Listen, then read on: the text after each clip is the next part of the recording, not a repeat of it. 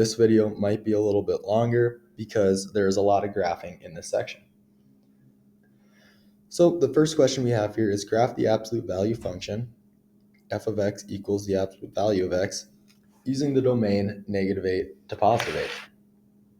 So how we're going to do this is we can start by making a table. So remember, your domain is your x values or your inputs, and your outputs will be your y values. So my domain is going to be -8, -6, -4, 0, 2, 4, 6, and 8. So we are going to substitute each of these x values into our function to find our y value. So if we substitute -8 in for x, the absolute value of -8 is going to be +8. The absolute value of -6 is 6, -4 is 4, -2 is 2, 0, 2, 4, 6, and 8. Okay, if you were to graph these points using the domain, you would get a graph that looks like this. -8, 2, 3, 4, 5, 6, 7, 8, +8,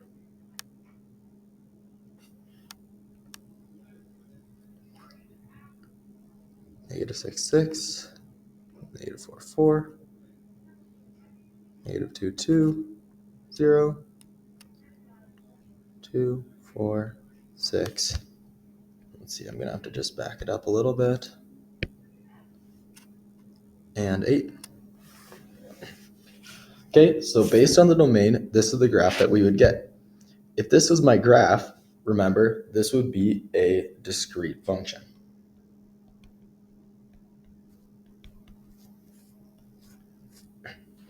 But if you were to change the domain to -infinity to infinity, then you would be able to redraw your graph by connecting a line to each of your points, continuing in both directions forever. That way you satisfy the domain. Okay, by changing my domain to this, it changes my function from a discrete function to a continuous function. Okay, a continuous function is displayed by a line. What characteristics do you notice about the graph f of x equals the absolute value of x? Well, you'll notice that we have two rays heading in both directions.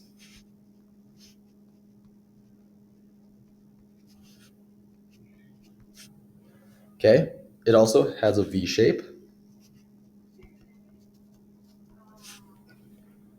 And both of the slopes are either positive or -1, depending on which direction you're heading, left or right. This basic function, so when you have a function like this, f of x equals the absolute value of x, we call this the parent function, because this is the standard absolute value function. No transformations are being done to it. Okay, we will call the elbow point, the point at 0, 0, where the V occurs, the vertex,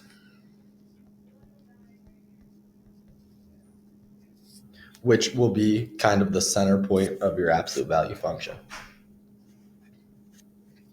So for the rest of the lesson here, we're going to go through all of the different transformations of an absolute value graph. So the first transformation we have here is plus k. So like it says, we're going to first start by redrawing our parent function. Remember, our parent function has a positive or -1 slope and a vertex at 0. So I'm going to go through, I'll try that again. That's better. And draw in our parent function. Now they want us to use different colored pencils to graph each of the different transformations.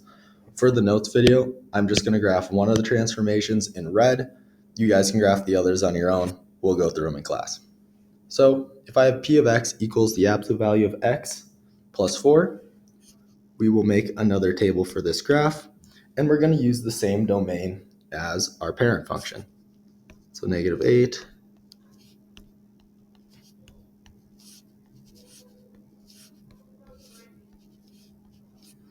to positive 8. So now we're going to substitute these in. So I've got the absolute value of negative 8, which is 8, plus 4, which gives me 12. 6 plus 4, 10. 4 plus 4, 8. 2 plus 4, 6. 0 plus 4, 4. 6. 8, 10, and 12.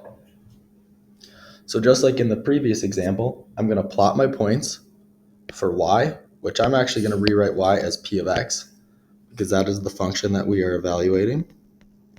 And we're going to graph our points. So I would have, negative 8, 12,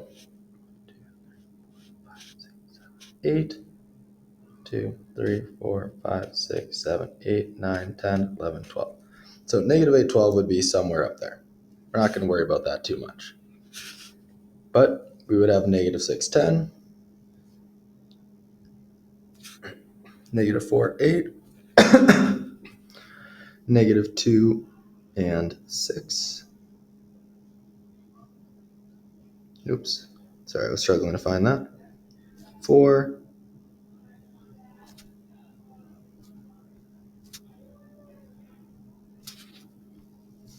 and that would give us our new graph for p of x. I'm going to just label that p of x. Okay? So based on our previous example, what does the value k affect the parent graph? Well, you should notice that value k moves the graph vertically. So up or down. Okay, so the value k is going to move your graph up or down. We'll evaluate g of negative 10 in class together. Okay, the next transformation that we are going to look at is going to be our a value. Our a value is the value out in front of our absolute value that is being multiplied.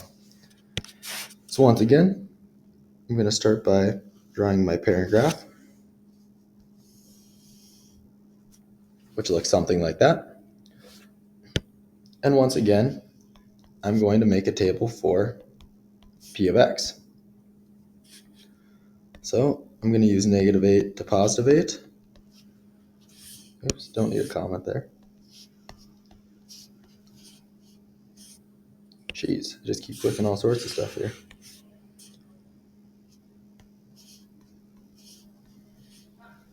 Okay, so the absolute value of negative 8 is 8. 8 times 1/2 is 4.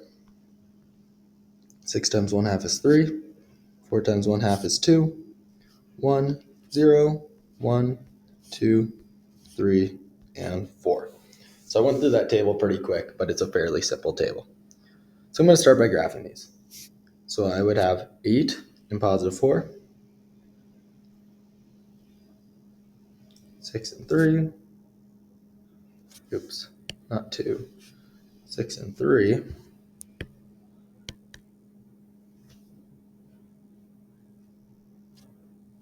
oh my goodness. Okay. 2, 1, 0. Boom. And there we go. And then we can go ahead and graph our line for p of x. So just like our k value, a of x clearly performs a transformation on this graph. As you can tell, our a value is going to affect the slope of both sides of our absolute value. So that is when a of x is greater than 0. Okay? In the case where a of x is less than 0, we're going to have a slightly different effect. So once again, we're looking at a of x. I'm going to start by graphing my parent function. Okay, and once again, I'm going to make a table for x and p of x.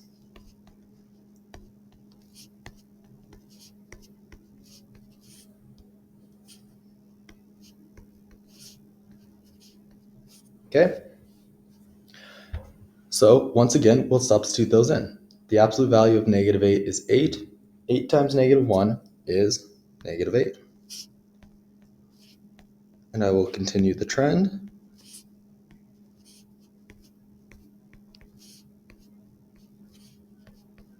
And as you can notice, all that happens is that our values become negative. So I'm going to go through and make my points.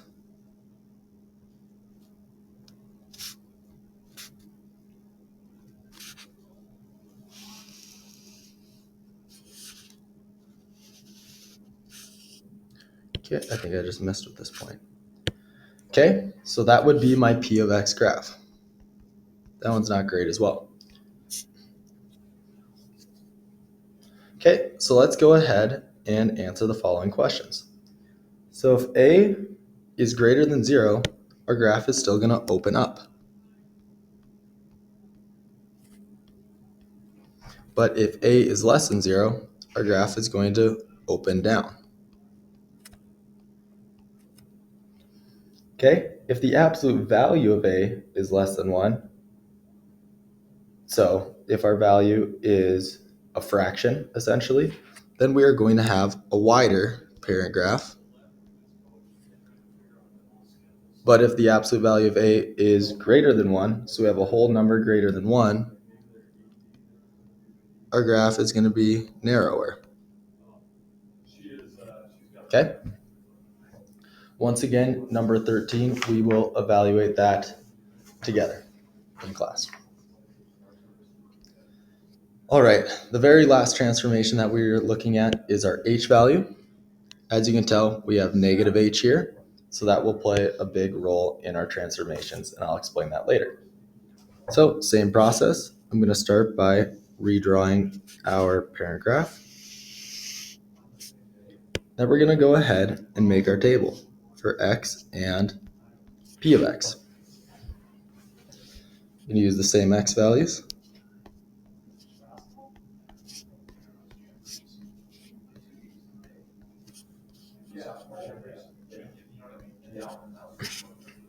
Okay, once again, I'll substitute these in. So I've got -8 plus 2, which is -6. The absolute value of -6 is +6. -6 would give you 4, 2, 0, 2, 4, 6, 8, and 10. So I know I went through those quickly. Take your time when substituting in those values. Make sure that you do it correctly. So I'm going to go ahead and graph these. So I've got -8, +6.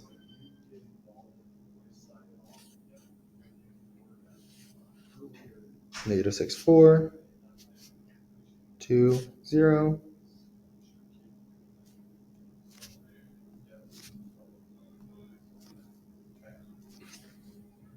Oops, I think I might have messed up that last point there.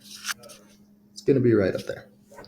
So now I'll go ahead, connect my points once again. And as you can notice, this time our slope stays the same. Our vertex is still on the x-axis, but the graph has slid to the left. So our h value is going to affect the parent graph, moving it